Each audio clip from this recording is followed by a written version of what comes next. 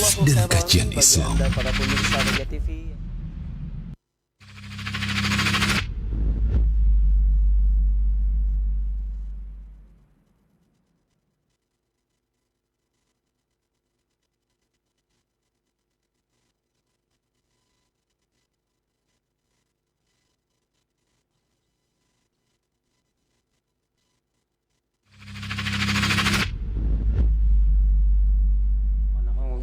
من شرور أنفسنا ومن سيئات أعمالنا من يهده الله فلا مضل له ومن يضلل فلا هادي له أشهد أن لا إله إلا الله وحده لا شريك له وأشهد أن محمدا عبده ورسوله قال الله تعالى في كتابه الكريم يا أيها الذين آمنوا اتقوا الله حق تقاته ولا تموتن إلا وأنتم مسلمون أما بعد. Kita lanjutkan Ibu-ibu sekalian al-lu'lu' wal marjannya. Bab bayanil kabair wa akbariha. Bab penjelasan tentang al-kabair, dosa-dosa besar. Wa akbariha, dan dosa yang paling besar.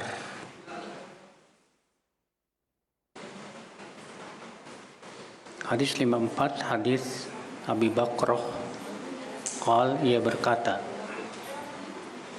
qala Nabi sallallahu alaihi wasallam, Nabi sallallahu alaihi wasallam bersabda, ala unabbiukum bi akbaril kabair,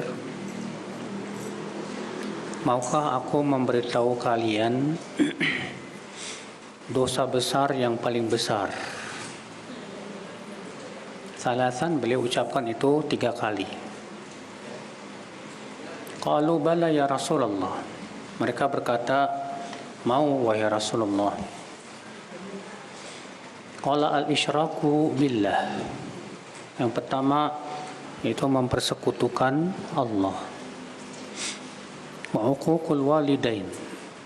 Yang kedua, durhaka kepada orang tua. Wa jalas. Lalu beliau pun duduklah, yang tadinya bertelekan. Faqala ala wa qalu zur. Dosa besar yang berikutnya yaitu berkata dusta. Ya. Wa qalu zur, dalam satu artian syahadatu zur, bersaksi palsu. Qala famazala yukarriruha. Dan beliau terus mengulang-ulangnya. Hatta qulna laitahu sakat. Sampai-sampai kami berkata, andaikan beliau diam. Hadis berikutnya, hadis 55 juga sama. Hadis Anas bahwa Rasulullah SAW ditanya tentang dosa-dosa besar. Maka beliau bersabda, al-isyraku billah wa uququl walidain wa qatlun nafs wa syahadatuz zur. Itu al-isyraku billah, mempersekutukan Allah. Wa uququl walidain, dan durhaka kepada orang tua. Wa qatlun nafs, dan membunuh jiwa. Wa syahadatuz zur, dan bersaksi palsu. Hadis ini Ibu, kita ambil faedah. Faedah yang pertama, dianjurkan kita mempelajari keburukan sebagaimana kita mempelajari kebaikan. Karena sahabat ini bertanya kepada Rasulullah tentang Rasulullah SAW dalam hadis ini, ya, mengajarkan tentang dosa-dosa besar. Dan dalam hadis 55, bahwa sahabat atau Rasulullah SAW ditanya tentang dosa-dosa besar. Nah, itu menunjukkan bahwa kita penting ya untuk belajar juga tentang macam-macam dosa, macam-macam keburukan. Seperti apa keburukan? Itu kita jauhi. Sebab kalau kita mempelajari kebaikan aja, tapi kita nggak tahu keburukan, itu bisa-bisa kita akan jatuh kepada keburukan karena ketidaktahuan kita. Ya. Makanya penyair Arab berkata, kata beliau, araftu syar la lisyar walakin litawaqi. Aku mengenal keburukan bukan untuk berbuat buruk, tapi untuk menghindari keburukan. Waman lam ya'rifil khair minasyarr yaqa' fi. Siapa yang tidak bisa membedakan kebaikan dengan keburukan, biasanya dia akan jatuh kepada keburukan. Makanya penting ya kita belajar tentang keburukan juga penting setelah kita mempelajari kebaikan. Hudzaifah bin Yaman berkata, kana an-nas yas'aluna Rasulullah SAW anil khair. Orang-orang bertanya kepada Rasulullah SAW tentang kebaikan. Wa kuntu as'aluhu anisyarr. Dan aku bertanya kepada Rasulullah SAW tentang keburukan. Lihat ya. Jadi bertanya tentang keburukan, mempelajari tentang apa itu dosa, seperti apa yang diharamkan oleh Allah. Penting supaya kita tidak jatuh. Ya. Faedah yang kedua, ibu-ibu sekalian, di sini menunjukkan bahwa dosa itu bertingkat-tingkat. Ada dosa yang besar, dan dosa besar ada yang paling besar, ada yang besar, ada yang di bawahnya lagi. Jadi dosa itu bertingkat-tingkat, saudaraku seiman. Dan kita penting untuk mengetahui tingkatan-tingkatan dosa. Kenapa penting? Supaya ketika kita dihadapkan dua perkara yang dua-duanya buruk, maka kita ambil keburukan yang paling ringan. Makanya kata para ulama, apabila kita dihadapkan dua perkara, kita harus mengambil salah satunya, nggak mungkin dua-duanya. Dan ternyata dua-duanya buruk. Dan harus kita ambil salah satunya. Apa yang kita lakukan? Pilih yang paling rendah, yang paling kecil. Tinggalkan yang lebih berat. Ya. Ini bebas sekalian. Makanya terkadang ada orang tidak bisa membedakan mana dosa kecil, mana dosa besar. Contoh misalnya begini. Ada orang, Bu, lebih memilih beli motor atau mobil dengan cicilan riba. Alasannya katanya, daripada saya naik angkot ikhtilat. Naik angkot apa? Ikhtilat. Kalau naik bis ikhtilat. Campur bau laki-laki perempuan. Mendingan saya nyicil mobil. Kita katakan, lah antum gimana ini? Riba itu dosa besar, Pak. Ikhtilat itu dia dosa, bukan dosa besar. Ya. Ikhtilat itu haram, betul haram sahih, tapi tidak seberat riba. Gimana antum memilih dosa yang lebih besar demi untuk meninggalkan dosa yang lebih kecil? Salah ini. Ya. Ini penting ibu-ibu sekalian. Harus kita pahami itu. Supaya kita bisa paham mana yang harus kita ambil. Mana yang harus kita tinggalkan. Faedah selanjutnya ibu-ibu, yang ketiga, disyariatkan mengulang ucapan 3 kali. Jika memang itu perkara yang urgent, ya, penting. Karena Nabi SAW di sini mengulangi ucapannya 3 kali. Ala unabbiukum bi akbaril kabair. Maukah aku beritahu kamu tentang dosa-dosa besar yang paling besar?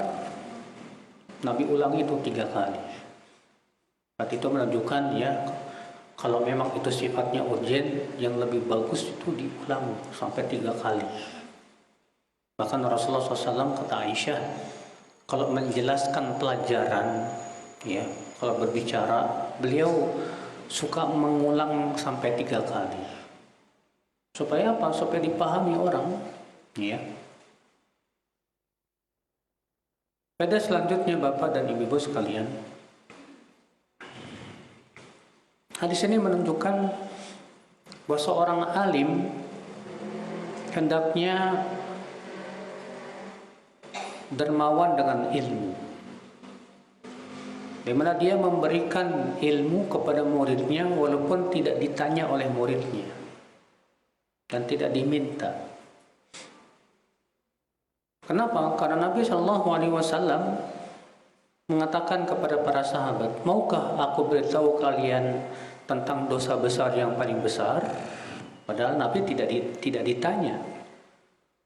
Ya, itu menunjukkan bahwa seorang alim itu ya harus dermawan dengan ilmu, dengan faidah. Dan Ibnu Qayyim mengatakan, al-judu bil ilmi afdal minal jud bil mal. Dermawan dengan ilmu itu lebih utama dan lebih tinggi derajatnya dibandingkan dengan dermawan dengan harta. Kenapa?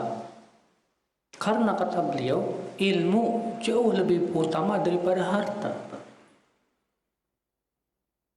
Atas dasar itu, ya, kita dermawan dengan ilmu itu lebih bagus, masya Allah.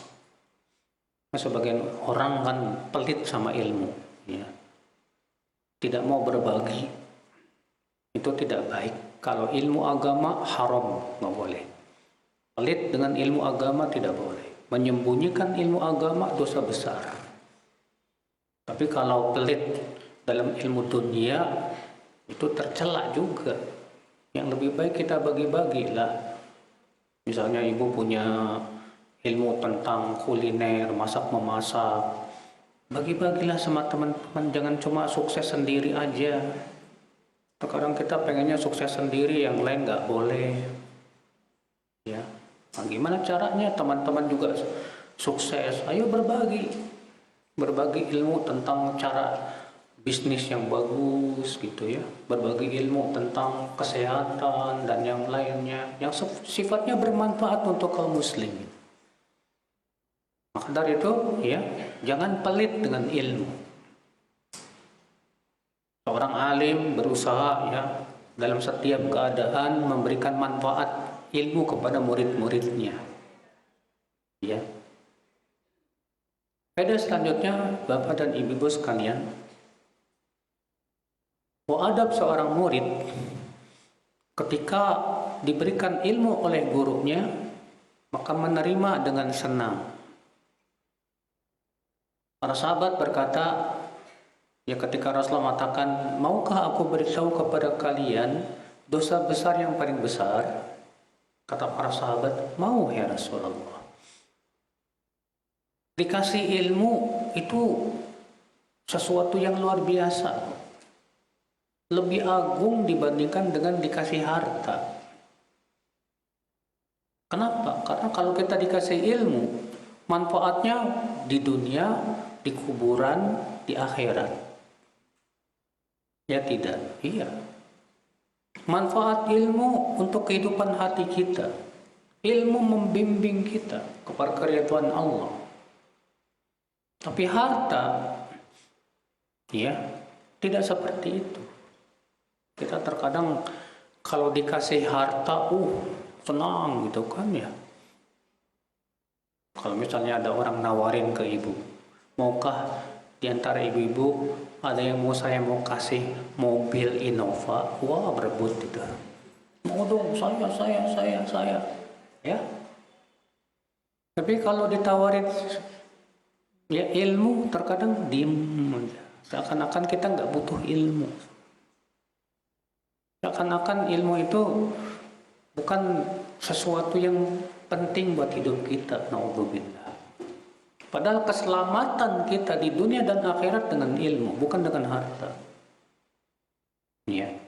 Yang kita bawa nanti di kuburan ilmu yang bermanfaat. Ilmu yang bermanfaat.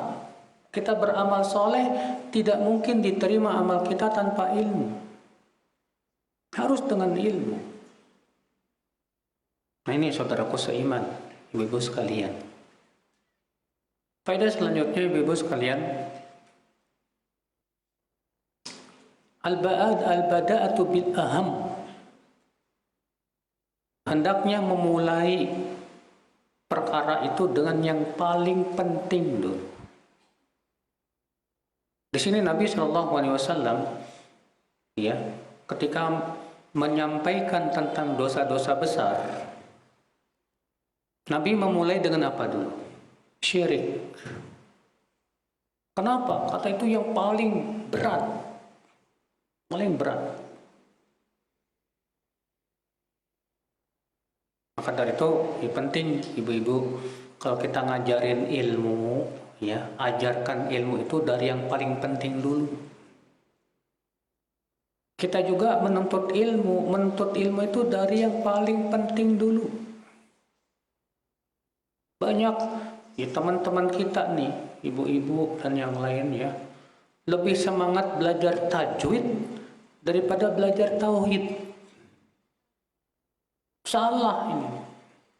Kalau belajar tajwid, Masya Allah, semangat. Sampai ngucapin dot aja sampai keluar ludah.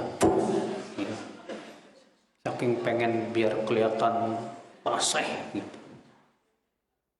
Gak bagus, Bu. Biasa aja. Tajwid itu yang penting panjang pendeknya sudah benar, makhorijul hurufnya udah benar, udah selesai. Sedangkan ilmu tauhid itu hak Allah yang paling besar. Bagaimana kita sibuk belajar tajwid tapi nggak semangat belajar tauhid? Salah. Ada lagi yang semangat belajar ilmu alat tapi nggak semangat belajar ilmu tauhid dan keimanan. Ini salah juga. Pelajari dulu yang paling penting. Ilmu yang paling penting ilmu tauhid. Ilmu tentang keimanan. Ya. Itu dulu yang kita dahulukan ibu-ibu sekalian sebelum yang lainnya. Karena itu kunci masuk surga. Hadis ini kita ambil faidah bahwa syirik adalah dosa besar yang paling besar. Bahkan Allah tidak akan pernah mengampuni dosa syirik. Allah berfirman, "Innallaha la yaghfiru an yushraka bih." Sesungguhnya Allah tidak akan pernah mengampuni ya syirik, tidak akan pernah. Apa itu syirik, Bu? Syirik artinya yaitu mempertaswiyatu ghairillah billah, yaitu menyamakan selain Allah dengan Allah. Syirik. Syirik juga artinya sarful ibadati li ghairillah, memalingkan ibadah kepada selain Allah. Itu syirik. Ya. Orang yang menyembah kuburan berarti dia sudah memalingkan ibadah kepada selain Allah dan menyamakan kuburan dengan Allah. Dalam hal apa? Dalam uluhiyah. Ya. Orang yang menyembah malaikat atau menyembah nabi, dia sama saja menyamakan malaikat dan nabi dengan Allah Subhanahu wa taala. Makanya Allah tidak ridho. Allah tidak ridho dirinya disamakan dengan makhluknya yang lemah. Masa Allah disamakan dengan makhluk yang Allah ciptakan, yang butuh kepada karunia Allah, yang membutuhkan kepada rezeki dari Allah? Kok disamakan? Kita saja sesama makhluk nggak suka disamakan dengan makhluk yang lebih rendah. Contoh, kalau ada orang yang manggil ibu, kamu kayak monyet, mau nggak? Pas ibu marah, enak aja. Masa saya cowok kayak monyet, kurang ajar. Padahal kan monyet sama kita sama-sama makhluk. Ya enggak? Sama-sama makhluk. Kalau ibu dipanggil sama teman, anjing, mau nggak, Bu? Nggak mau. Kenapa? Padahal anjing sama kita sama-sama makhluk. Kalau ada orang manggil ibu, babi loh. Mau nggak, Bu? Nggak mau. Padahal babi sama kita sama-sama makhluk. Kenapa? Kenapa ibu nggak mau disamain sama monyet, sama babi, sama anjing? Ayo. Jawabannya pasti karena saya kan manusia. Manusia lebih mulia dari apa? Binatang. Masa saya disamakan dengan binatang? Enak aja. Itu sama-sama makhluk aja nggak mau, Bu. Bagaimana Allah disamakan dengan makhluk yang Allah ciptakan? Allah nggak ridho, nggak bakal ridho Allah. Makanya orang yang mati di atas syirik selama-lamanya masuk neraka, tidak akan pernah masuk surga. Allah berfirman, innahu man yusyrik billah faqad harramallahu alaihi al-jannah. Sesungguhnya siapa yang mempersekutukan Allah berbuat syirik, maka sungguh Allah haramkan surga untuk dia. Ya. Pahami syirik, Bu. Pahami bahwa syirik itu dosa besar, yang paling besar. Dan jangan pernah kita merasa aman dari syirik. Jangan pernah. Iya. Kenapa? Karena ibu-ibu, yang namanya iblis dan bala tentaranya, misi utama mereka yang pertama adalah menjatuhkan manusia kepada kesyirikan. Makanya iblis dan bala tentaranya menggunakan seluruh kekuatan mereka untuk kita jatuh kepada syirik, supaya kita mempersekutukan Allah. Ya. Itu yang diinginkan oleh iblis dan bala tentara. Maka dari itu kita jangan pernah merasa, wah, insya Allah tauhid saya sudah kuat, Ustaz. Saya tidak akan terkena godaan iblis di hati. Nabi Ibrahim saja berdoa kepada Allah, wajnubni wa baniya an na'budal asnam.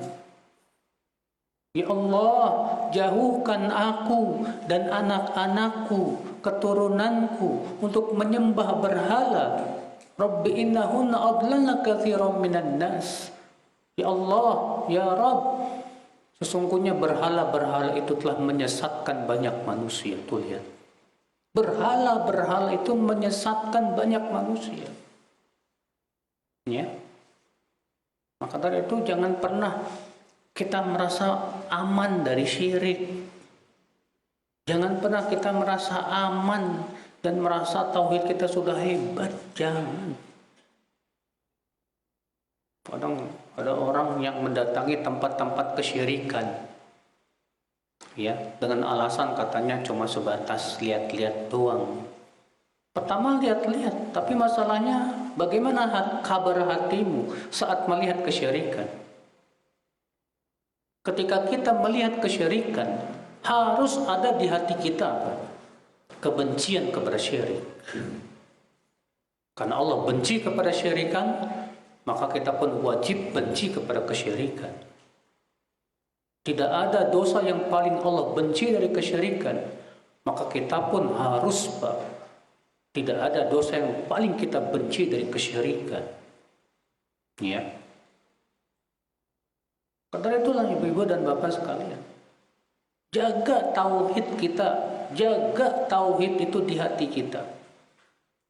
Karena kesyirikan ini mengerikan sekali, saudaraku seiman, rahimani wa rahimakumullah jami'an. Ya. Terlebih kita harus paham. Tadi sudah kita sebutkan bahwa syirik itu memalingkan ibadah kepada selain Allah. Pahami betul apa itu ibadah. Banyak orang tidak paham ibadah. Dia kira ibadah itu cuma sholat, cuma puasa, baca Quran. Enggak. Justru ibadah yang paling agung itu ibadah hati. Ibadah hati itu yang paling agung. Cinta, takut, berharap, tawakal. Ya. Orang yang berbuat syirik, hatinya mengagungkan selain Allah. Dia takut dari selain Allah, takut kualat. Iya. Kalau ibu-ibu melewati pohon angker, kalau ibu bilang begini, permisi, ya. Terus ditanya sama temannya, kenapa kamu bilang permisi? Biar kita nggak kesambet, biar selamat. Latih bu, itu artinya ibu takut untuk dimudoroti oleh penghuni pohon. Dan seakan-akan ibu punya keyakinan bahwa penghuni pohon bisa memberikan mudorot tanpa izin Allah. Ini termasuk syirik loh. Masuk syirik. Ketika kita mengatakan permisi, itu artinya kita minta perlindungan kepada penunggu pohon. Dan minta perlindungan dalam perkara seperti itu syirik kepada selain Allah. Karena yang bisa memberikan mudarat hanya Allah Subhanahu wa taala. Makanya kata para ulama ya, meminta perlindungan kepada selain Allah dalam perkara yang hanya Allah mampu melakukannya, itu syirik besar, bukan syirik kecil itu. Ya. Kadang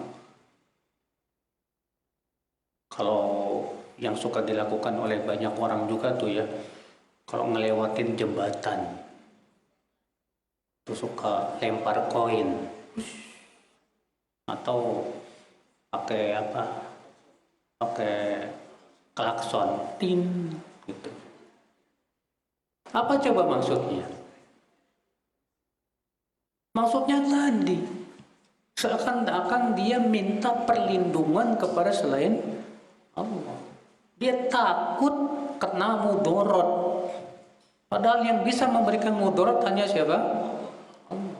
Makanya Nabi mengajarkan kalau kita melewati tempat-tempat angker, ucapkan apa? A'udzu bikalimatillahi tammati min syarri ma khalaq.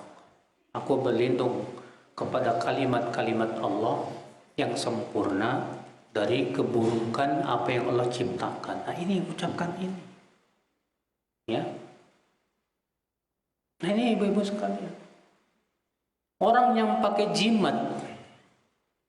Kenapa dia pakai jimat, Bu? Karena dia ada keyakinan bahwa jimat ini bisa menolak bala. Ya tidak? Iya. Sementara yang bisa menolak bala hanya siapa? Allah saja. Maka kalau dia punya keyakinan jimat bisa menolak bala, musyrik dia, Bu. Dia telah berbuat kesyirikan. Tapi terkadang Pak, Bu, orang yang pakai jimat suka ngeles gini. Enggak kok, saya sih yakin yang bisa menolak bala hanya Allah. Pas ditanya, terus kenapa kamu pakai jimat? Ini cuma syariat doang. Kita katakan syariat siapa? Allah dan Rasulnya tidak pernah membuat syariat pakai jimat dan penangkal, nggak ada. Bahkan Rasulullah melarang itu. Kalau kamu memang tawakalnya benar-benar kepada Allah, tinggalkan jimat.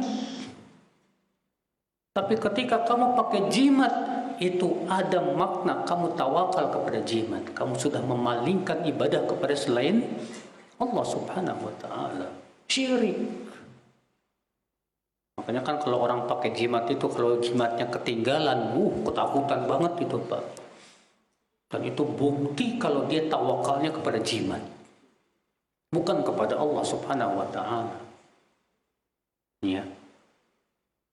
Orang yang datang ke kuburan dengan alasan katanya tawassulan kepada orang soleh. Ibu lihat, orang yang tawassulan kepada orang soleh, pengharapannya kepada mayat orang yang dianggap orang soleh lebih besar daripada kepada Allah. Ya. Orang yang tawassulan kepada mayat itu ada makna minta syafaat kepada mayat. Seakan dia berkata, wahai mayat, tolong sampaikan doa saya kepada Allah. Situ kan orang yang soleh, punya kedudukan tinggi di sisi Allah. Tolonglah saya kasih syafaat. Berarti sebetulnya dia minta syafaat kepada mayat. Padahal syafaat milik Allah saja. Makanya para sahabat tidak ada satupun yang tawasul setelah Rasulullah wafat itu, ya, kepada Rasulullah SAW, nggak ada. Kecuali dalam riwayat-riwayat yang lemah, yang palsu. Umar bin Khattab saja ketika di zaman beliau dan beliau jadi khalifah, ya, setelah Rasulullah wafat tentunya, ya, datang kepada Abbas dan berkata, hai Abbas, dulu ketika kami datang ke Rasulullah ketika Rasulullah masih hidup, kami datang dan minta supaya Rasulullah berdoa diturunkan hujan. Sekarang hai Abbas, Rasulullah sudah meninggal, tolong engkaulah yang berdoa kepada Allah supaya Allah turunkan hujan. Umar nggak datang ke kuburan Rasulullah SAW, ya, tidak sama sekali. Maka dari itu ibu-ibu sekalian, hati-hati. Ini mengandung apa? Memalingkan ibadah kepada selain Allah Subhanahu wa taala. Itu syirik. Ya. Orang yang pakai apa itu, Bu? Penglaris. Tahu nggak penglaris? Biasanya sih di restoran-restoran itu katanya biar laris, iya. Itu biasanya ditempel tuh di atas pintu, pakai tulisan-tulisan ada huruf-huruf Arabnya, raja isinya.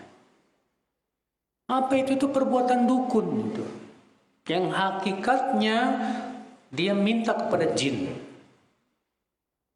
Dia memohon kepada jin, minta bantuan kepada para jin, bukan kepada Allah Subhanahu wa taala. Jelas itu syirik. Ya. Maka hati-hati Ibu. Ini semua kesyirikan. Pahami macam-macam kesyirikan. Jauhi kesyirikan itu. Jangan pernah kita, ya, gegabah dan main-main dengan yang namanya syirik. Karena kalau kita jatuh kepada syirik dan mati di atas syirik, kita selama-lamanya dalam api neraka. Abadal abidin, na'udzubillah. Nah, ibu-ibu sekalian, ya, kesyirikan terkadang terhadap siapa, Bu? Terhadap kiai, terhadap orang soleh. Bahkan kesyirik yang pertama kali muncul di muka bumi akibat berlebihan terhadap orang soleh. Ya, coba ibu-ibu baca firman Allah dalam surat Nuh. Allah mengatakan apa? Wa qalu la tadharunna alihatakum wa la tadharunna waddan wa la suwa'an wa la yaghutha wa ya'uqa wa nasra. Ya, mereka berkata, jangan kalian tinggalkan Tuhan-Tuhan kalian. Jangan kalian tinggalkan Wad, Suwa, Yaghuth, Ya'uq, dan Nasr. Ada 5. Wad, Suwa, Yaghuth, Ya'uq, dan siapa? Nasr. Siapa 5 orang ini, Ibu? Kata Ibnu Abbas, ya, haula'i rijalun sholihun. 5 orang ini orang-orang soleh, ya. Falamma matu, ketika orang-orang soleh yang 5 ini meninggal dunia, apa yang dilakukan oleh kaumnya? Digambar, lalu dibikin monumen. Sebelumnya belum disembah, belum. Tapi kemudian lama-lama disembah selain Allah. Makanya hati-hati, mencintai seorang ulama bagus, tapi ingat jangan pernah berlebihan, gulu. sampai ke tingkat derajat syirik. Hati-hati. Ya. Kadang orang-orang yang mengagungkan kuburan para wali, ibu-ibu, alasannya apa katanya? Ini dalam rangka mencintai orang soleh. Kita katakan, ya akhi, mencintai orang soleh bukan dengan mengagungkan kuburannya, bukan. Mencintai orang soleh itu dengan mengikuti kesolehannya. Bukan kemudian kuburannya diagungkan selain Allah. Jadi tempat pemujaan, jadi tempat kesyirikan. La wallah. Kita lihat kuburan wali sampai dibangun di atasnya bangunan-bangunan. Padahal Rasulullah SAW melarang membangun di atas kuburan. Iya. Bahkan Rasulullah menyuruh Ali bin Abi Thalib untuk tidak membiarkan ada bangunan di atas kuburan kecuali dihancurkan. Dan tidak ada kuburan yang ditinggikan lebih dari sejengkal kecuali diratakan. Demikian Rasulullah menyuruh. Nah ibu-ibu sekalian, ya, makanya hati-hati ibu-ibu. Jangan pernah kita merasa aman dari apa? Syirik. Rasulullah SAW saja di akhir hayatnya, Bu, mewanti-wanti para sahabat. 5 hari sebelum Rasulullah wafat, Rasulullah mewanti-wanti para sahabat. Apa kata Rasulullah? Ala la'natullah 'alal yahud wan nasara ittakhadhu qubur anbiya'ihim masajid. Ketahuilah laknat Allah atas Yahudi dan Nasrani yang mengambil kuburan Nabi mereka sebagai apa? Masjid. 5 hari sebelum Rasulullah wafat, bayangkan. Rasulullah mengingatkan tentang bahaya mengagungkan kuburan. Karena kuburan itu fitnahnya berat, Bu.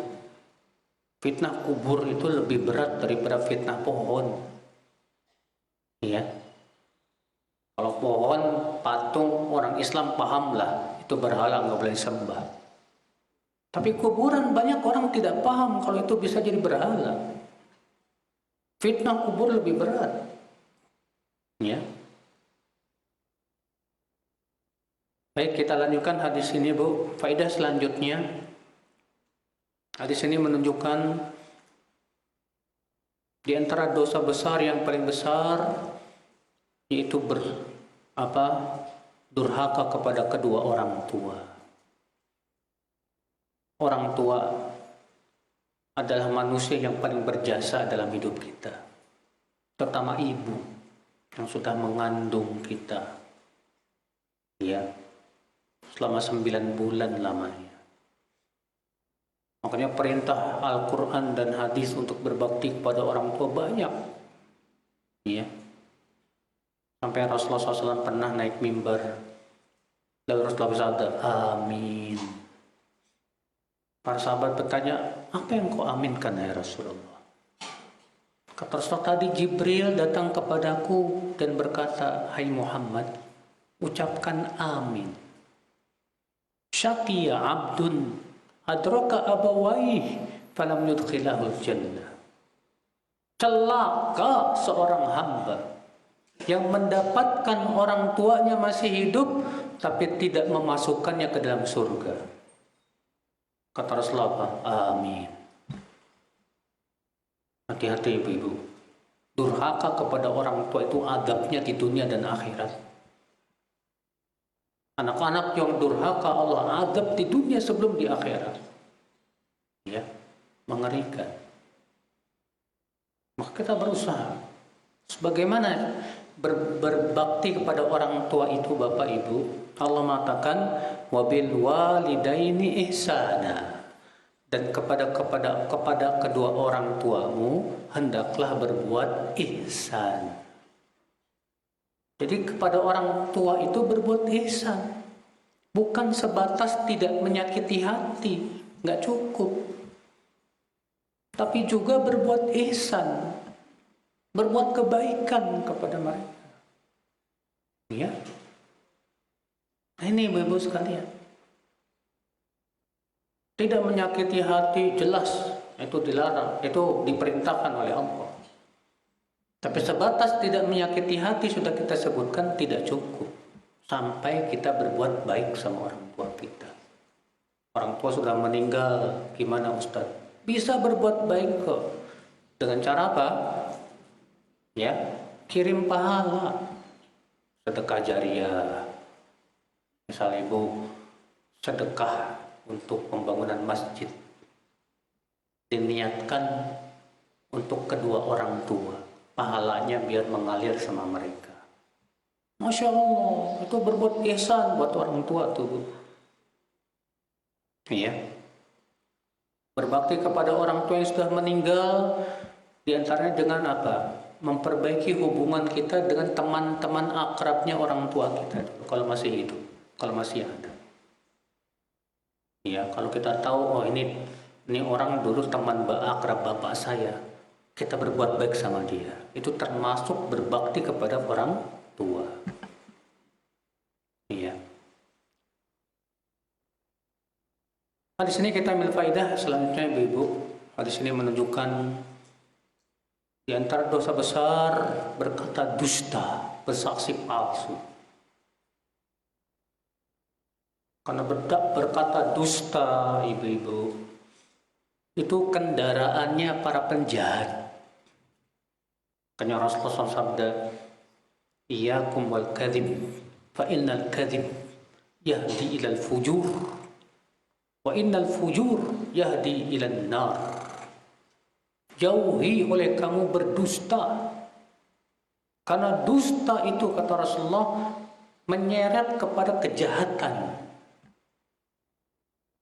Dan memang perbuatan dusta itu selalu dijadikan alat para penjahat biasanya, Pak. Coba kita lihat, Pak. Para koruptor berdusta enggak? Kalau enggak, kalau mereka jujur ketangkep. Para pengkhianat pakai dusta enggak? Pakai dusta. Kalau enggak, ketahuan. Semua penjahat pasti pakai dusta. Ya, makanya benar kata Rasulullah bahwa dusta itu menyeret kepada apa? Kejahatan. Ya.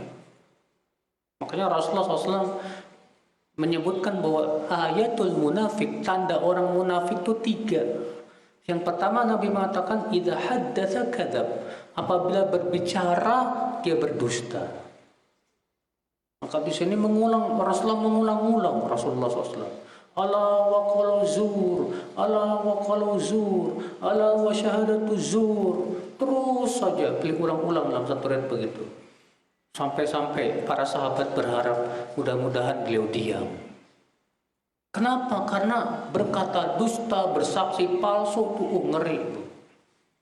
Ya. Berapa banyak ya kehormatan manusia dirusak dengan cara kedustaan, mengada-ngada. Ya. Lihat orang-orang yang tidak suka kepada dakwah sunnah. Mereka berusaha untuk menuduh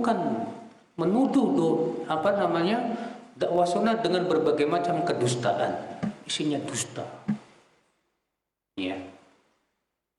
Lihat ibu-ibu sekalian. Dan tentunya ibu-ibu, dusta itu bertingkat-tingkat. Dusta yang paling berat itu berdusta atas nama Allah Subhanahu wa taala. Berdusta atas nama Allah itu bagaimana? Berdusta atas nama Allah itu ibu, berbicara dalam agama dengan tanpa ilmu. Berbicara dalam agama Allah dengan tanpa ilmu itu sama dengan berdusta atas nama Allah. Karena agama Islam ini milik siapa? Agama Islam ini milik Allah. Berfirman, "Ala lillahi dinul khalis." Ketahuilah, milik Allah lah agama yang murni ini. Agama yang murni ini milik Allah. Berarti yang boleh mensyariatkan dalam agama siapa? Allah saja. Maka kalau ada orang berbicara tentang agama tanpa ilmu, tidak ada keterangan dari Allah dan Rasulnya, berarti dia sudah berdusta atas nama Allah Subhanahu wa ta'ala.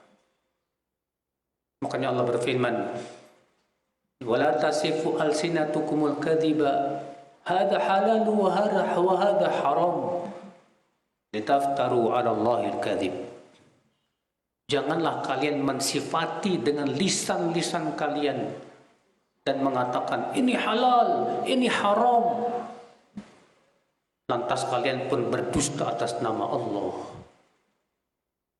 Lihat Bu, berani mengatakan halal tanpa ada keterangannya dari Allah dan Rasulnya, bisa-bisa berdusta atas nama Allah.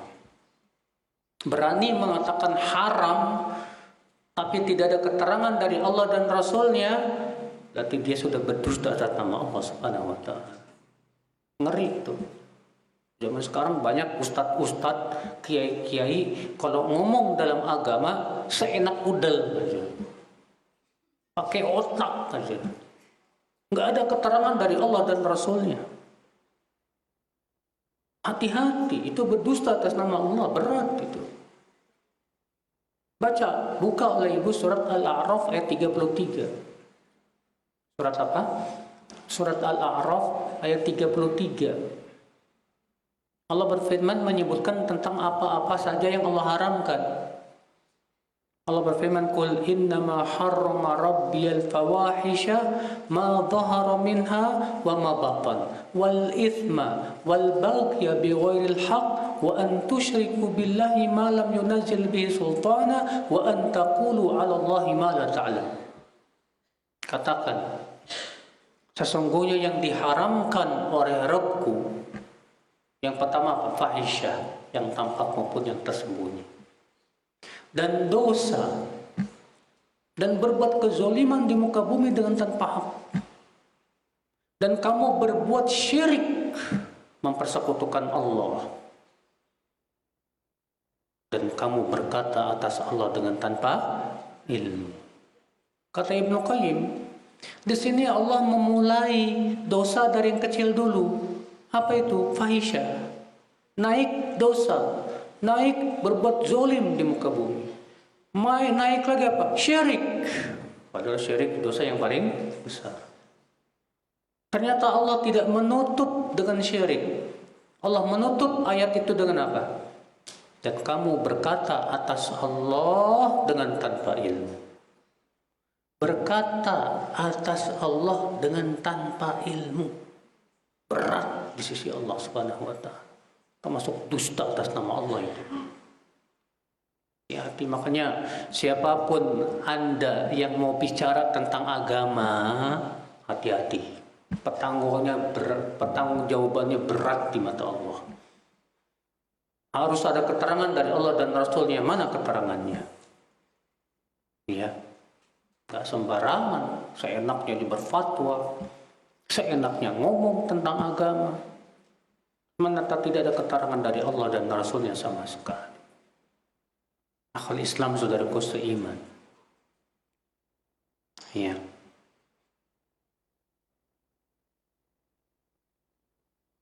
Kemudian ibu-ibu, dusta yang berat, apalagi berdusta atas nama Rasulullah SAW. Kata Rasulullah SAW, "Man kadzaba alayya muta'ammidan falyatabawwa maq'adahu minan nar." Siapa yang berdusta atas namaku dengan sengaja, hendaklah ia mempersiapkan tempat duduknya di neraka. Tuh lihat. Ibu-ibu nyebarin hadis palsu, itu termasuk berdusta atas nama Rasulullah SAW. Hati-hati. Maka kalau ibu-ibu mau men-share hadis, pastikan dulu itu hadisnya sahih atau tidak. Tanya kepada ahlinya. Jangan sembarangan. Berapa banyak di zaman sekarang ini hadis-hadis palsu tuh berseliweran, ibu. Biasanya nih mau Ramadan nih, nanti bakalan muncul tuh hadis, ya. Katanya dalam hadis itu apa? Rasulullah bersabda, semoga diabaikan puasa orang yang belum minta maaf sama orang tuanya, belum minta maaf sama tetangganya. Itu hadis palsu, itu dibuat-buat, dusta atas nama Rasulullah. Nggak ada dalam kitab-kitab hadis, nggak ada. Akhirnya jadi syariat. Berdasarkan hadis ini katanya disyariatkan minta maaf sebelum Ramadan, maaf-maafan. Mana ada syariat itu? Subhanallah. Minta maaf itu, Bu, kapan saja disyariatkan. Kalau kita punya salah sama orang, segera minta maaf, nggak usah tunggu-tunggu Ramadan. Ya, orang kita baru ketemu aja, maafin saya mau Ramadan. Emang kamu dosa apa sama saya? Ketemu aja baru sekarang. Ya, nggak ada syariatnya, hadisnya palsu.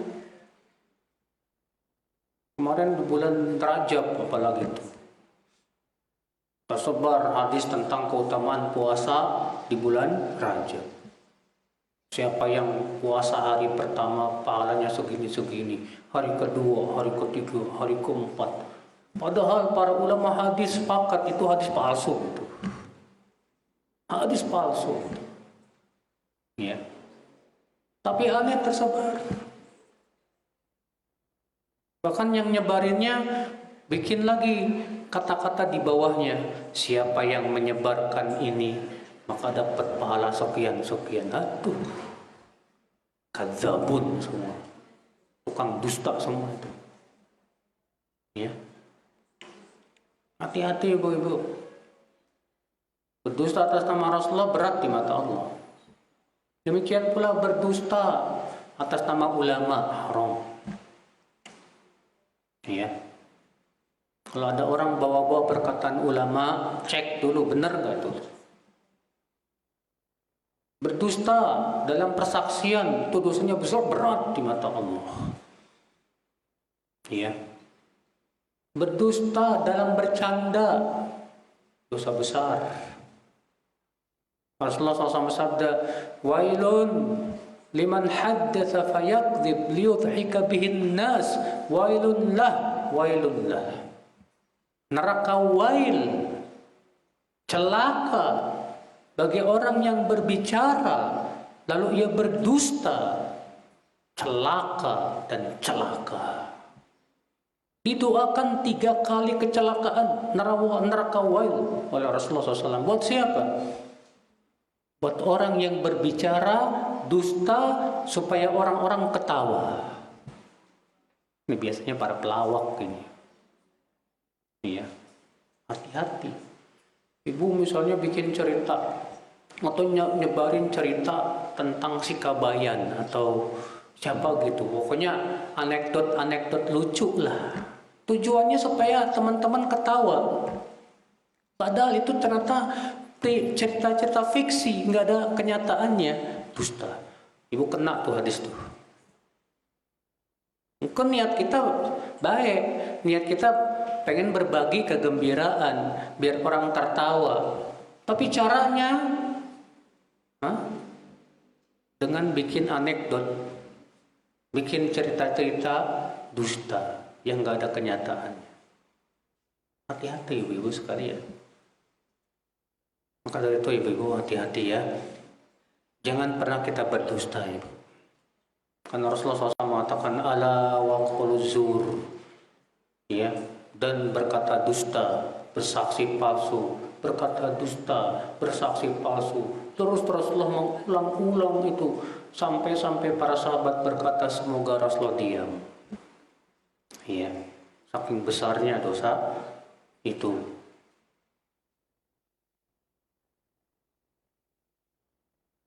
Nah, di sini kita ambil faidah ibu-ibu.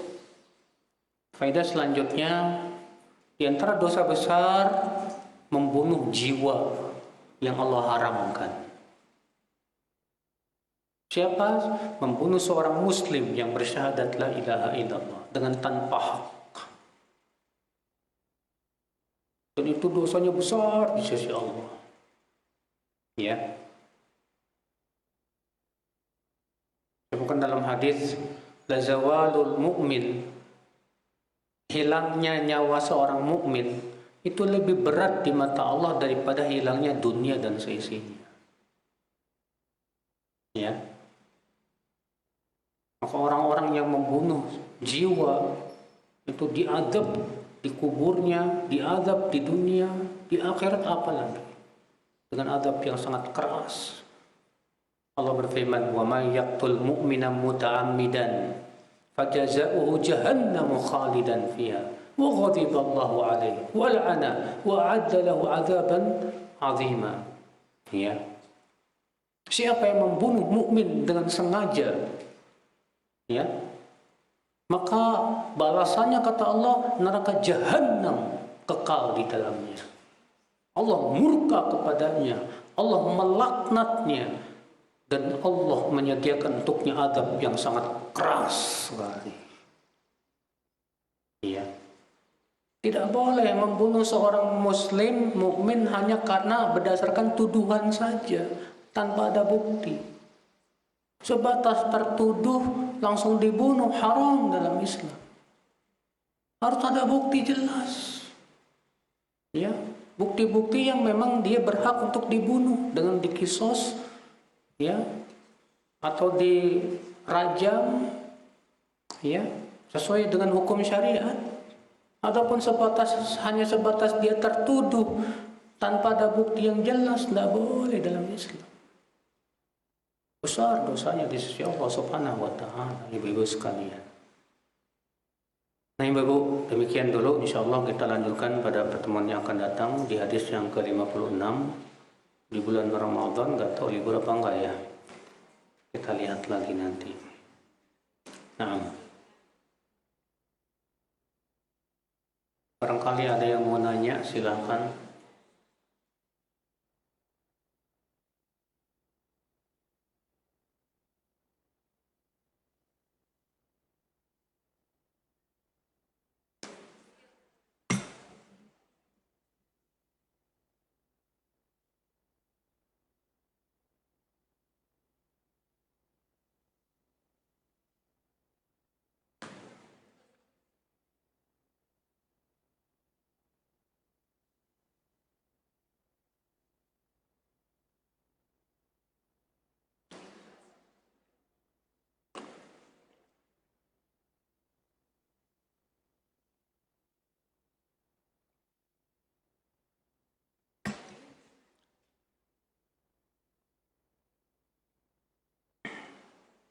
Baik, pertanyaan pertama, mohon ibu-ibu jangan ribut ya Bu.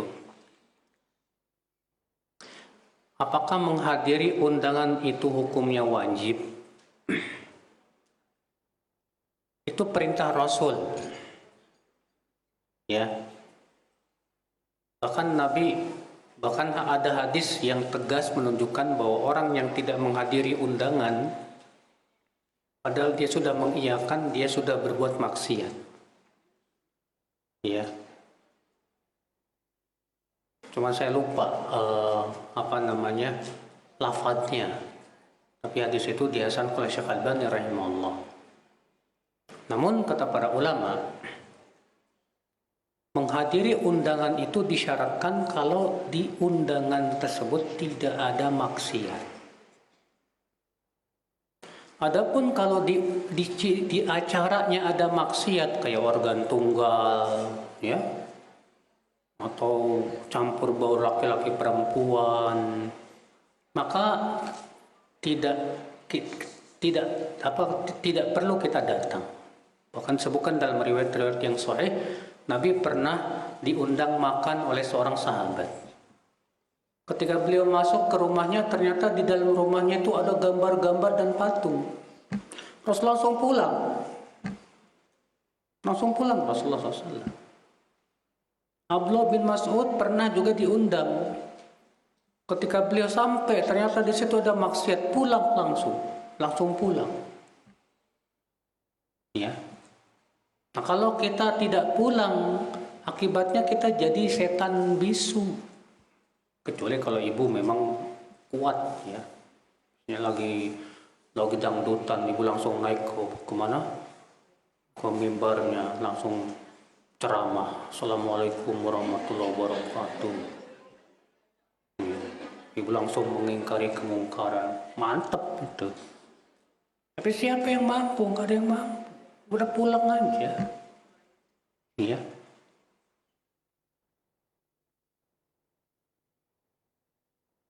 Apabila kita sedang berpuasa sunnah, kemudian kita diundang, apakah kita batalkan puasanya? Enggak usah dibatalkan, karena ada hadisnya begitu. Kalau kalian diundang makan dan kalian puasa, datanglah dan bilang kepada orangnya bahwa saya sedang puasa. Yang penting datang. Ya. Kecuali ibu, kalau dia sudah capek-capek masak buat kita khusus. Pas datang tahu-tahu puasa, akhirnya sakit hati dia. Maka kalau seperti ini, lebih baik buka puasa. Iya. Kenapa? Karena menyakiti hati seseorang itu nggak boleh.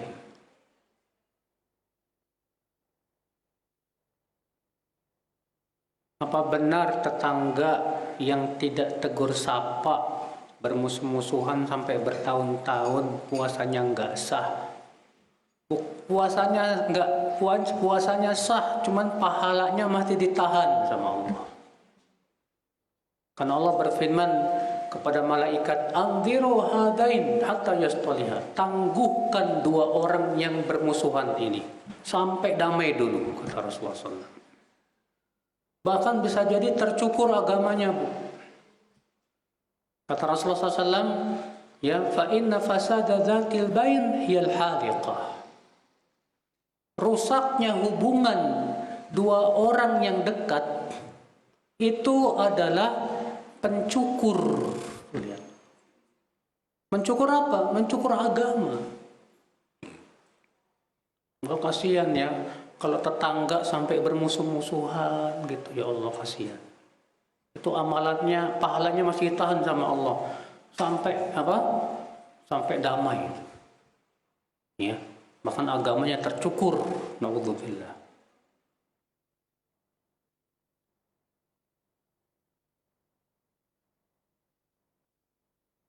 Kemudian orang tua kami di kampung di keramik tapi tidak tinggi. Kami berencana meratakan. Jangan diratakan sama sekali, Bu. Tetap disyariatkan ditinggikan 1 jengkal. Ya. Jadi jangan diratakan sama sekali. Ditinggikan 1 jengkal.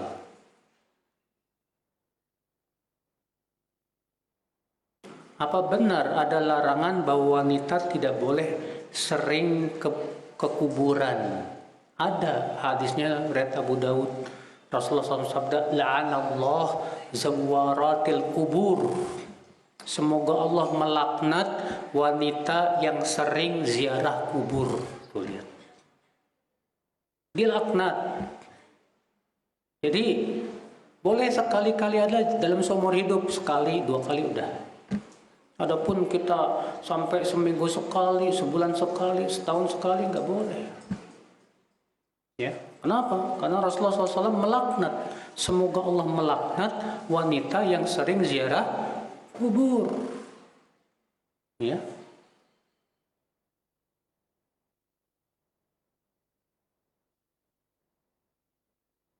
Apakah ada tuntunannya di bulan Rajab pergi ke kuburan? Nggak ada.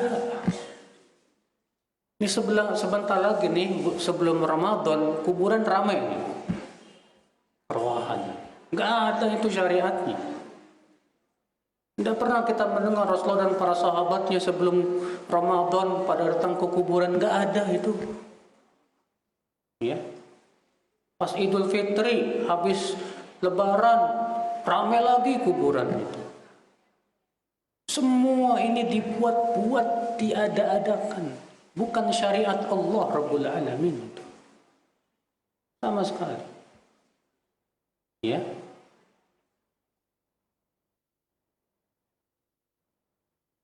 Kalau kita mau berangkat umroh, perlukah kita minta maaf kepada saudara-saudara Ustadz dan pamitan, ya adabnya sih gitu, ngasih tahu ya bahwa saya mau umroh. Jangan tiba-tiba hilang aja. Saudara-saudara bingung, saudara-saudaranya kemana itu orang pergi, nggak ngomong, nggak apa, ya, nggak bagus Bu. Adabnya, secara adab nggak wajib sih, adabnya gitu. Ngomong sama saudara-saudara, bahwa saya mau umroh, ya. Apalagi nanti yang akan menjaga rumah kita siapa lagi kalau bukan tetangga dan saudara-saudara kita. Teman anak punya kakak yang kehidupan suami tidak bekerja, hanya serabutan. Serabutan tuh kerja namanya Bu, kan tidak kerja. Punya hutang, makan dari hasil jualan pesanan makanan. Punya mobil tapi belum laku juga. Bolehkah memberi zakat kepada kakak itu? Boleh. Tapi dia punya mobil, masalahnya belum laku gimana? Sementara dia butuh buat makannya, buat kesehariannya. Coba ibu suka baca ini enggak, surat Al-Kahfi, tentang kisah pertemuan Nabi Musa dengan Khidir. Kan di situ ada cerita Khidir atau Khidir membolongi perahu, ya enggak? Ingat nggak Bu cerita itu Bu? Khidir membolongi perahu. Nabi Musa nanya, kenapa kamu bolongi? Kata Nabi Khidir apa? Amma safinatu fakanat limasakin ya'maluna fil bahar. Adapun kapal yang saya bolongi itu milik orang-orang miskin yang bekerja di lautan. Orang miskin punya kapal. Ya, ini sama punya mobil, tapi dia mau jual belum laku-laku juga, sementara dia punya kebutuhan yang banyak, berhutang. Disebut miskin, tetap boleh dikasih, boleh, nggak masalah, ya.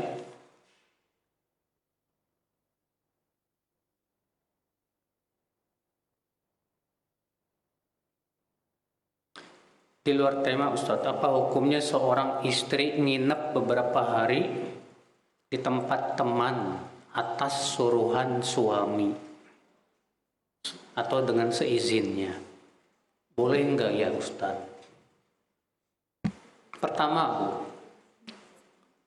apa alasan ibu untuk nginep di rumah teman beberapa hari dan meninggalkan kewajiban ibu sebagai seorang istri?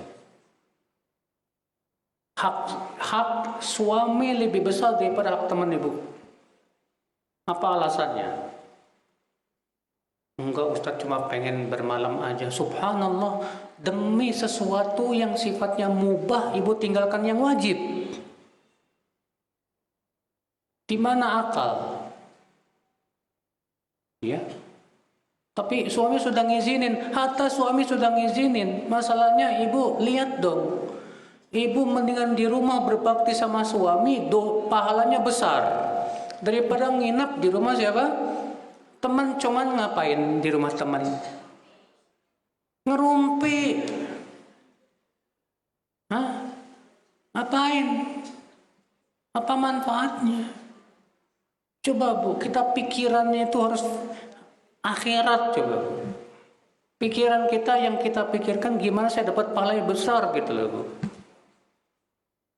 Ya, jangan hanya sebatas pokoknya saya pengen nginep di rumah teman. Itu namanya ya apa? Berbicara dengan hawa nafsu dan syahwat, bukan dengan syariat. Itu gak bagus Ibu. Ya, mungkin suami mengizinkan karena istrinya maksa-maksa. Ya. Sahihkah hadis sholat sunnah 4 rakaat sebelum asar? Hasan. Tapi Nabi tidak merutinkan. Karena Nabi tidak merutinkan, jangan kita rutinkan. Ya. Yang dirutinkan yang mana? Yang Nabi rutinkan, yang Nabi anjurkan, itu sholat sunnah rawatib 12 rakaat. Ya. Bolehkah sholat di masjid yang pernah ada kuburannya? Oh, berarti kalau pernah, sekarang udah enggak. Kalau kuburannya udah dihilangkan, maka hukumnya jadi boleh, enggak masalah.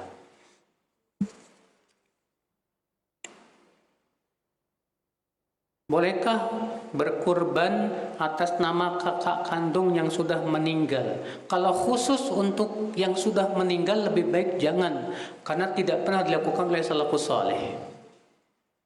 Yang lebih bagus niatkan untuk semuanya, yang hidup maupun yang sudah meninggal. Ya, yang lebih bagus begitu, Bu. Makanya Rasulullah SAW berkorban dengan 2 ekor domba. Yang satu meniatkan ini untukku dan untuk keluargaku.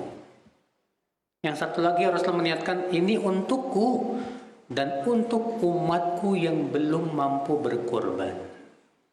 Tuh lihat. Ya.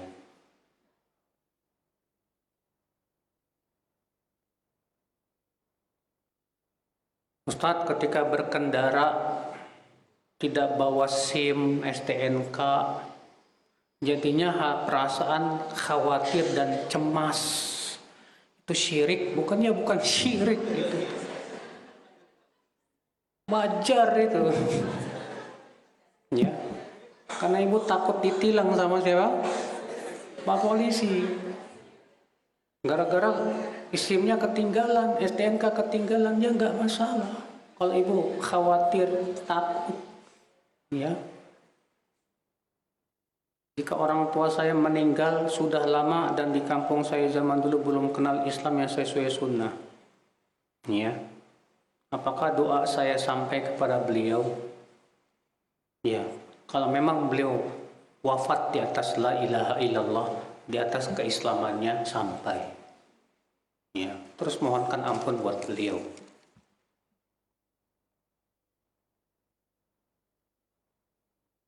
Gelang kesehatan bagaimana Ustadz? Termasuk syirik enggak? Bu, gelang kesehatan itu bukan aksesoris kesehatan. Gelang kesehatan tuh masuk ke Indonesia itu hanya sebatas aksesoris, bukan alat-alat kesehatan. Ya. Cuman kemudian seakan-akan dianggap ini ada nilai kesehatannya. Akhirnya orang ada jenis apa? Karena dia merasa ini ada bisa menyehatkan, akhirnya dia merasa sehat karena apa? Ada gelang itu. Merasa sehat karena ada gelang itu. Ini kayak gini, perasaan kayak gini, khawatirnya lama-lama akan menyeret kepada syirik. Ya, akibatnya apa nanti lama-lama kalau nggak pakai gelang, waduh, ya nggak pede. Nah, mulai tawakalnya kepada gelang.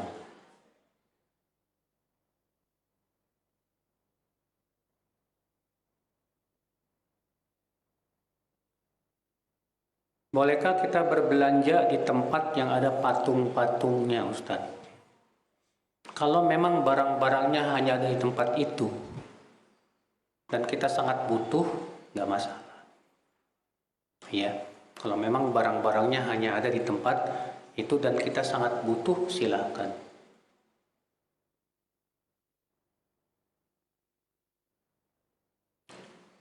Bolehkah belanja pada waktu sholat Jumat penjualnya laki-laki beragama Islam? Nggak boleh, dilarang sama Nabi SAW.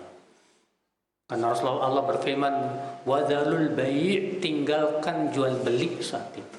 Buat siapa? Buat laki-laki muslim yang wajib untuk Jumat. Ternyata ibu mau beli, laki-laki yang melayanin, jangan, nggak jadi. Ibu bilang ke dia, Mas, kamu Jumatan sono, nggak sah jual beli kamu, ya. Itu Bu.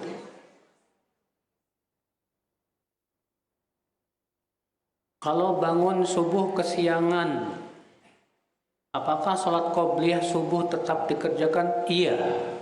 Berdasarkan riwayat Muslim, Rasulullah SAW pernah kesiangan sholat subuh, bangun ketika matahari sudah terbit. Maka kemudian Rasulullah menyuruh para sahabat untuk jalan dulu.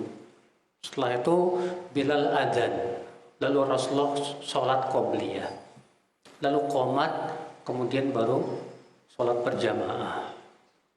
Hadisnya sahih, ada dalam Sahih Muslim.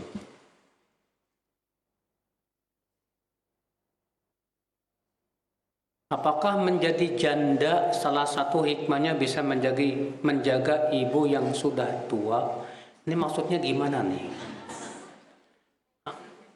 Maksudnya pengen cerai sama suami gitu, biar jadi janda? Atau gimana? Kalau memang qadarullah sekarang udah jadi janda karena ditinggal meninggal oleh suami atau dicerai oleh suami, maka kesempatan buat berbakti kepada orang tua.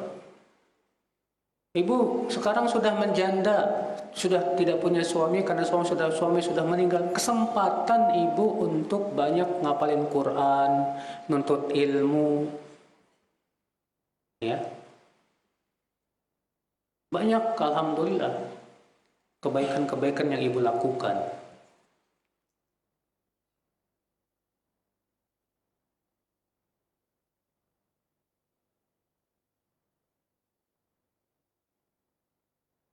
Jika seorang anak membuat ibunya kesal karena anak diminta untuk membiayai uang tapi tidak pernah memberi, ibunya kesal dan marah dengan segala sumpah serapah, ya. Setelah ibunya meninggal, si anaknya baru sadar. Rata-rata sadarnya habis meninggal. Aku masih hidup kemana aja, ya. Akhirnya anak ini dapat adab dengan diberikan kesulitan ekonomi. Itu kan akibat durhaka sama orang tua sih, ya. Orang tua kita dulu membiayai kita nggak hitungan. Apa yang mereka bisa berikan untuk anak, mereka berikan. Kita udah gede, punya duit, mau ngasih mikir-mikir. La ilaha illallah. Ini anak durhaka ini. Maka anak durhaka itu diazab di dunia dan akhirat. Ya. Terus bagaimana cara taubatnya? Segera minta ampun kepada Allah. Segera minta ampun kepada Allah dan berbuat ihsan kepada orang tua yang sudah meninggal dengan sedekah buat orang tua kita, sedekah jariyah. Iya.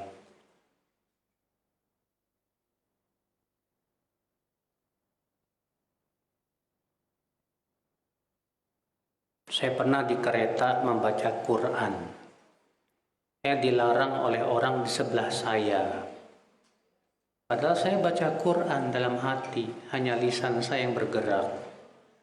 Apakah saya harus mengikuti larangannya? Jangan, ngapain? Apa hak dia melarang?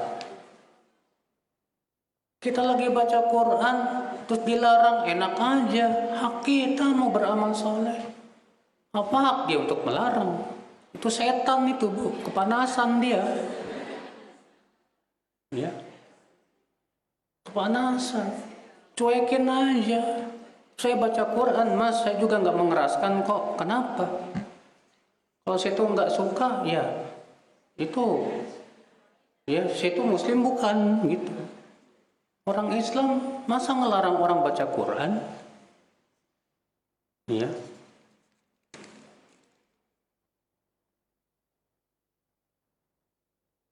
Apa hukumnya magang di bank riba?